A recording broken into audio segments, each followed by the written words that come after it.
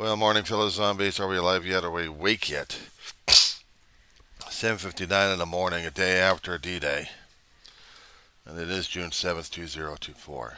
President Obama is just leaving Pointe du Hoc, France, meeting with a few people and talking with them. Gave her a very stirring speech. Very stirring. If they have that on link, I'll get it and do it. And this gets harder and harder for me to deal with because these guys may be the last I'll ever see of the 200 veterans who survived D-Day. 200, Cam. I don't think we ever understood sacrifices made, and maybe I see all these monuments left and right for everyone who paid prices for freedom. We even have the same thing over at the Civil War in our own homeland. The cost of freedom is indeed high. Sacrifice, blood, efforts.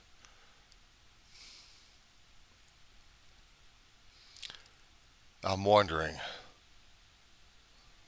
my brother could have been one of those in another foreign war, but back in the day of the greatest generation, I had two uncles out there, Uncle Bob McCary and Uncle John Cameron.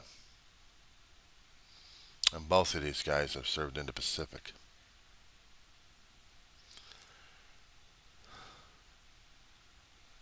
They hadn't done the Fortress Europa, but they did do Operation Pacific, and they fought. I had an uncle, also a lot younger, who fought at Incheon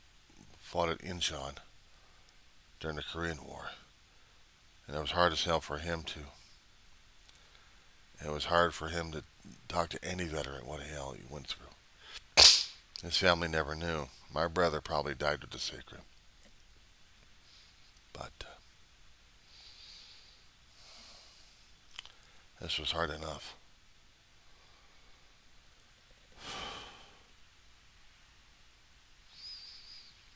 Vietnam.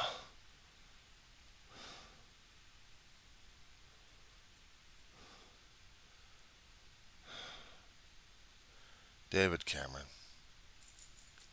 God rest his soul.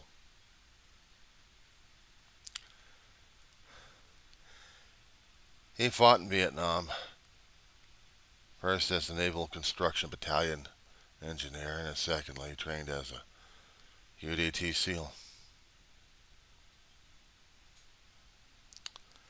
And he went and did his tour of duty. Later on, took a job in Jackson Hole, Wyoming, ranch job, sheriff's job. Passed away over an accident that happened. Tractor fell on top of him, crushed him. Robert McCary died of a heart attack. Memory serves. I had the chance to meet him, but I never had the chance to drill his brains concerning about what he knew, what he went through. And then there was John Cameron. And unfortunately, there were some things in the past that really disturbed my family. He passed away as well. But I never had the chance to ask these guys, Ma's side of the family, her brothers, what happened. Ma would never know in a lifetime here. She would probably never understood because she never served. Never would have a chance to serve, but she actually did. My brother, being healthy enough during that time, he would. But he would serve in combats that happened in the 80s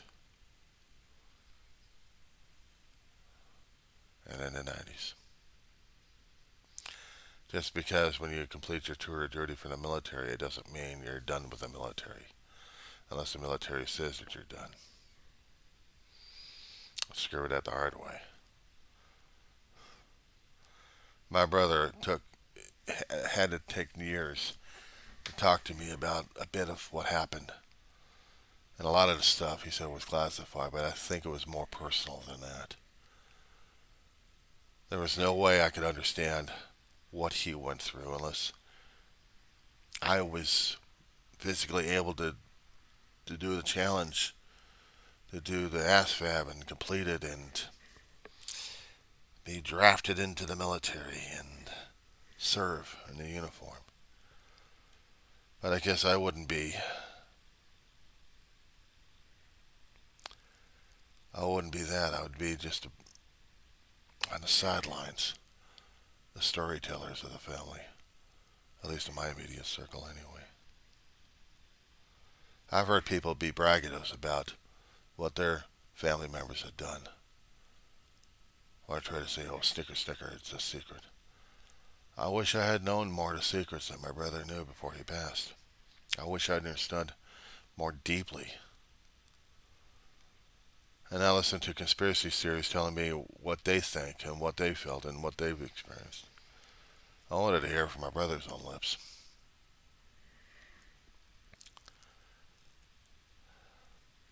It's never easy to point a gun at another human being and pull the trigger. It's like you're going to be ripping away his soul and you're ripping away part of yours. It's never easy because it's part of yourself already torn apart. Video games are one thing. Video games are zeros and ones, and you fight against electronic impulses, circuitry, programming, imagery created all by it. You blast away, hearing the sound effects, seeing the light flashes on the screen. Probably get a little bit of a thrill out of it. Or maybe you get dead to it. And then maybe it's no fun anymore. But I never looked at it that way unless I was going to be really deeply involved trying to do something and then have it mutated into something physically. I never had that happen before. Hope to God I never do. But to hear the veterans talk about what they've gone through. I guess maybe every time Dave and I watched Band of Brothers, I was reminding him of the stuff he went through, but we also listened to the stories of the veterans on this HBO series. We got the DVDs. I got the DVDs.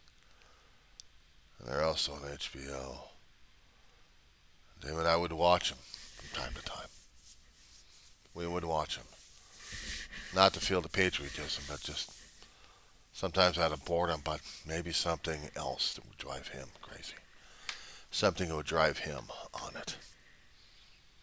Not just the character interactions, but of what they may not have gone through. Watch MASH to get the comedy right, but some of it was actually based off of Vietnam. Maybe a bit off of Korea. World War II movies from Hollywood. If we're lucky enough, we would get a Hollywood technical. Actually, we would get a military technical advisor in this situation, and watch some things probably close to realistic. Some movies we'd watch if we got into, if we were actually able to watch it. Dirty Dozen would be the Hollywood fiction, but next to the Devil's Brigade it would be the Hollywood reality. Longest Day we'd watch, not to mention the Big Red One, when we actually had a chance to watch it. I'd watch it and it was still like a Hollywood production to me, but sometimes reality would kick in. Or if we were going to be bumping it up to the contemporary, we'd watch Platoon. Fictionalized, but still realistic, we would think. Or Hamburger Hill.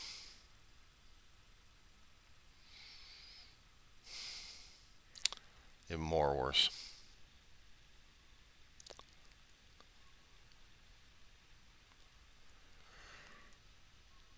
Hollywood can try to recreate all the Hollywood drama for us to be emotional at. That would include Saving Private Ryan.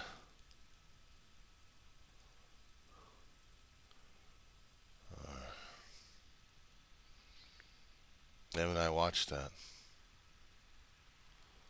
all the way through the first time. And my brother was crying at the end. Not for the artistic, but what he felt.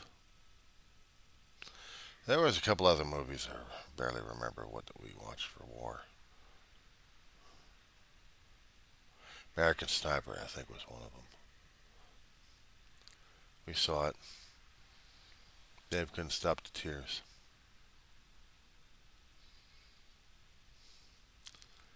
It's not that Hollywood got to him. Meanings, representations, and bits and pieces of it. It was hard. We'll go watch all the Hollywood theatricals all we want. It's the veterans who are actually remembering more and more what it meant. Opening scenes and the closing scenes of Saving Private Ryan was basically putting people who actually served into tears because they saw this one veteran who was looking for the man who saved this guy's life. Make sure that he had a life to go back to. And at the end of the film, he was asking himself those questions and crying his eyeballs out after the memories hit him hard of all the sacrifices. Yeah, Hollywood can try to recreate it all they want, get everything going, every aspect of it, but I, in my lifetime, hopefully will never know, and I'm not quite sure if I want to or not, of how war felt. We see it every day on our screens. We see it every day in our print. We see it every day. We hear people talking about it time to time, or sometimes not. The independents on the internet will pick up, and they will talk about it. Interviews.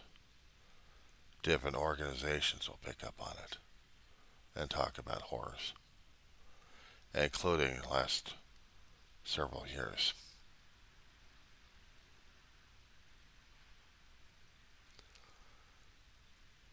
We see it, we get numb by it. But if anything, if we were actually drawn into it and feel sympathy for it, would we be the ones also motivated enough to go out in the streets and shout out how being intolerant sucks? It's not that we want to run away from some of the things. We feel powerless to do anything about it except hopefully to talk about it, bring it to light. Tragedies and insanities we've seen. People can be gasbacking and gaslighting it left and right. And tell people that this didn't happen. It's all fake news. I hate to tell these people, but it's very inaccurate. More so than what we understood. Hearing somebody else trying to tell me that this is fake news and I shouldn't think about it, I shouldn't be anywhere near it. The only thing I can tell him is, you don't know your ass about high rock. And sometimes it's hard as hell to deal with that. It is. I lived with a veteran who dealt with it on a constant basis.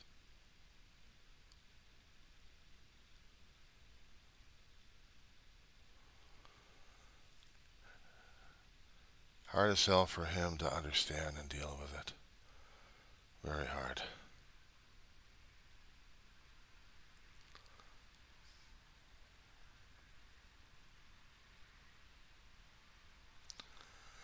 I don't know. D-Day was supposed to be bringing up a lot of emotions, a lot of memories, but also stories that echo. You can see the Hollywood theatricals, but we can see the Hollywood recreations, but we don't. We don't see it through the eyes of the ones who've actually been through it. They'll tell us the stories about it. We'll get it recorded, but you have to look him in the eye. You have to see it in there. You have to hold on to the veteran's face, I guess, maybe in a way, and see it. If there is a glint of being haunted,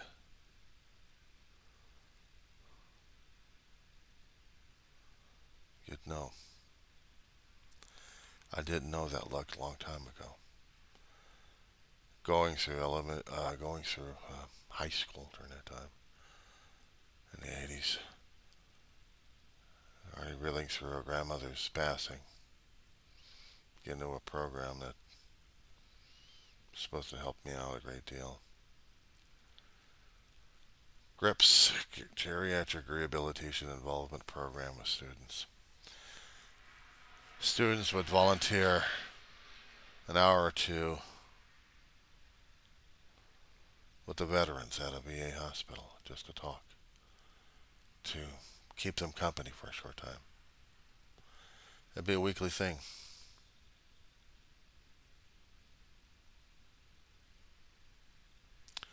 Even a weekly thing was needed for these veterans. Veterans to see different students come in and interact. But the thing that I wish we could have done, I wish they advised us not to do, is to listen to them. They probably had stories to tell us if they could. Would sit around playing fish all the time. But I'd rather be listening to their stories about what they went through if it was possible.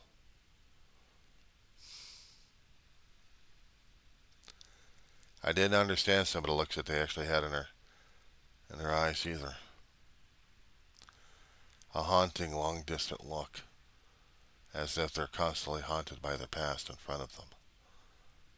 You see their ghosts of their buddies coming up. See the tension in their hands.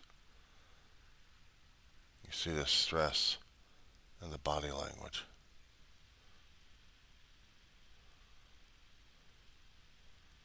Did we actually understood it? I'm not quite so sure. I'm not quite sure if I understood it.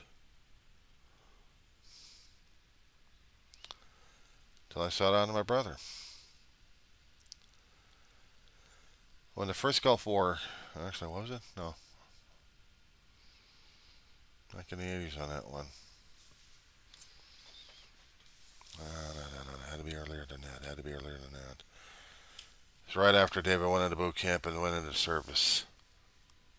Already been through A school to get his training as a boiler technician, but he also been into SEALs as well. Already done a couple of.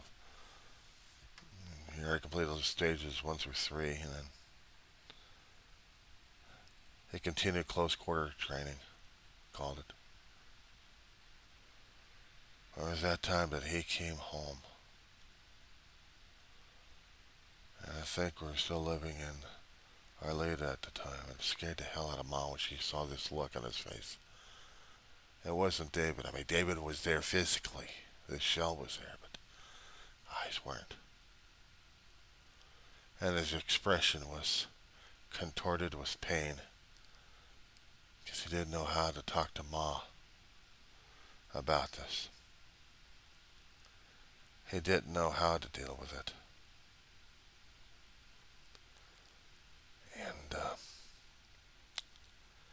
his attitude towards me, Ma, Grandma, and Aunt May, was getting harder and harder.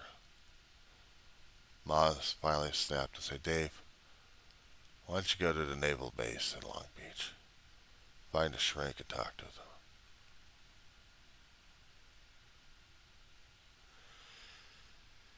David didn't know how to compartmentalize it, but he learned.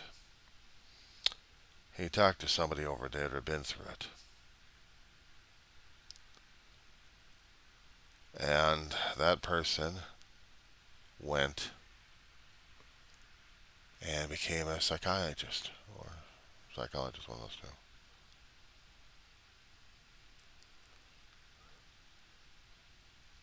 And they talked for a while.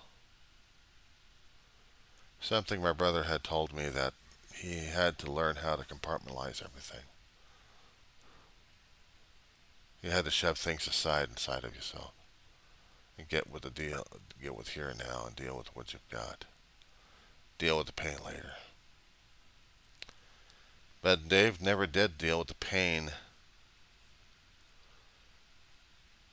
at least not the way he wanted it, but he dealt with it. He acted out, but he still did his job. And he did. Things happened in the Navy that stressed him out a great deal to the max. And while he was going through recovery, being a member of Alcoholics Anonymous, I discovered throughout the years, learning more and more about what he went through. And some of the stuff he couldn't even talk to Ma about it because she would have no idea. He'd talk to me about it because who the hell was I going to blab it to in life? Nobody. I was his confidant.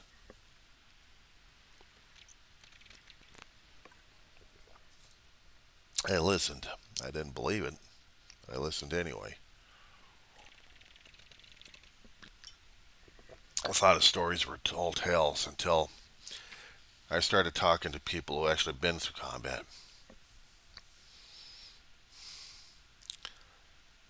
Then I started to understand. I started to understand more and more. It was never easy when you were going to the stand downs or to any other veteran gatherings. Because you don't know the right questions to ask them. What was it like?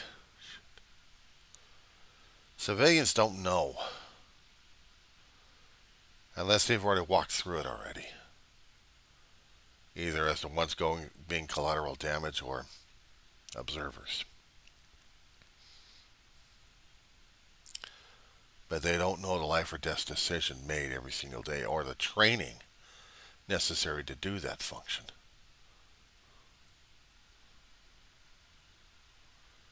It was never easy talking with the veterans who actually been through Vietnam.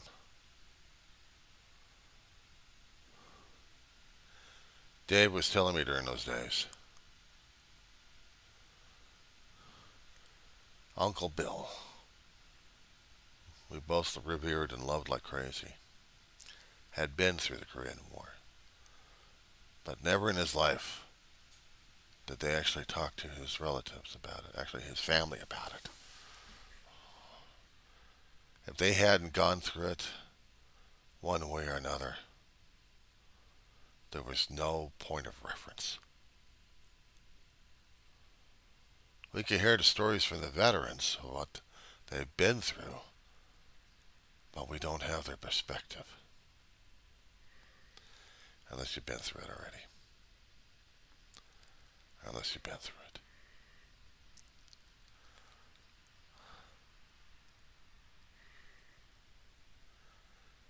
I try to have a little more new respect for my brother every time I keep thinking about these things. I may have been anti-war, but the problem is I never, or at least I hoped I hadn't, been anti-veteran. And, being against supporting these guys. I mean, I was amidst of a veteran all my life. Most days he was actually able to function, laugh, be a little pissy at times, be an asshole or smart ass. But once in a great while, I would catch a look on his face. And I didn't understand what the hell it was unless he just vegged out. And that's only after decades later.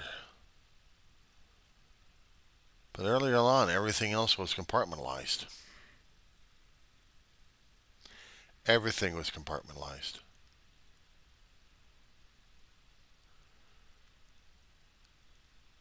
Until the last two and a half decades, it was getting harder and harder for him to focus. There was something off. About 30 years, I think. So, in those times when we went to a couple of stand downs to talk with veterans, and he had changed.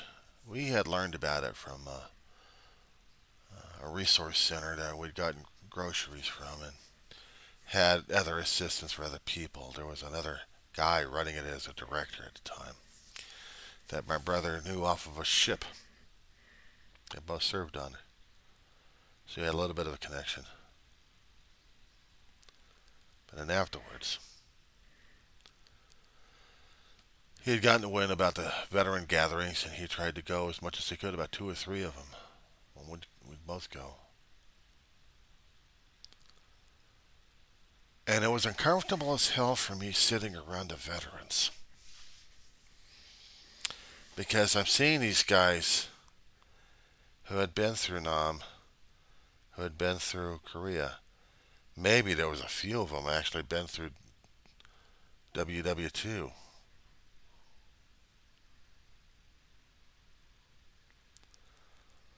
And my brother would join one of them on one of the tables. They would talk and they grilled my brother. And answered when he answered the questions, he was legit. I was just a tag along. I told him I was medically 4F. I told him about the heart condition. I told him about what happened.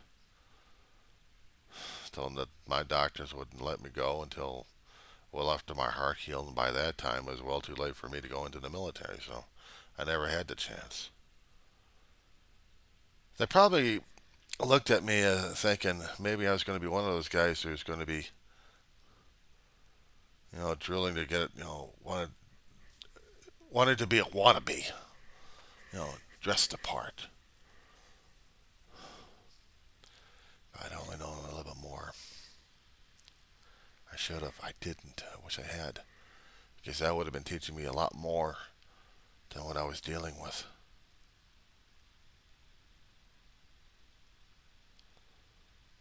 That would have been teaching me. I would have been learning lessons that you just can't explain. You can't describe. To be part of their world.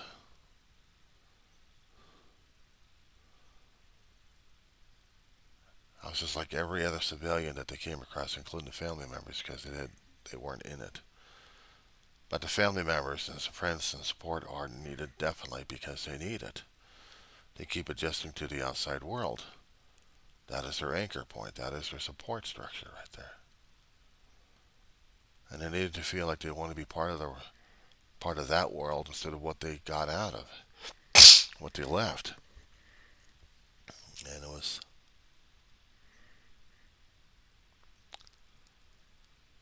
sometimes I would hear the stories trying to come out one way or another, but if the veterans were talking with each other, there is no language used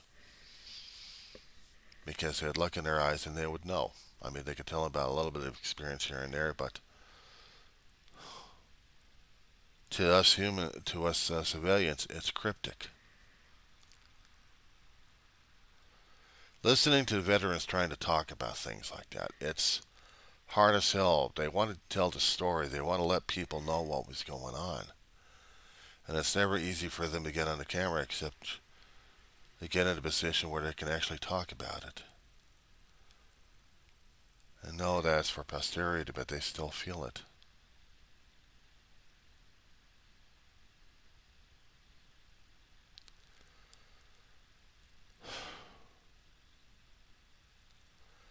Every time I kept saying Band of Brothers, you think they were collective enough, but somehow there was a hesitancy.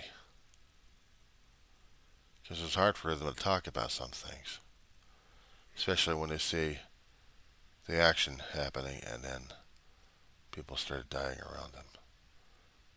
Changes. Death changes people one way or another.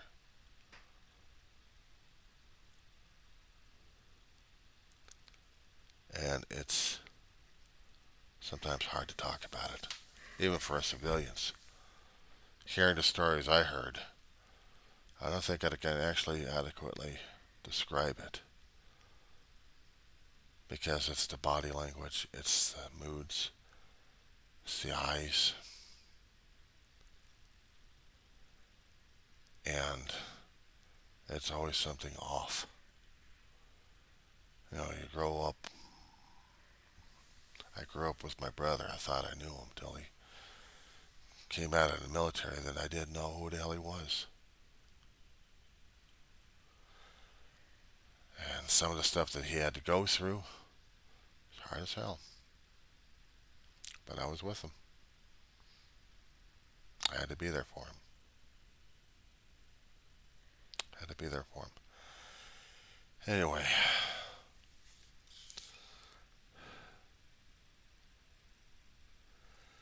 sometimes it's a selfish wish I had of trying to understand the hell they went through, but every time we get into a conflict, every time we see a conflict,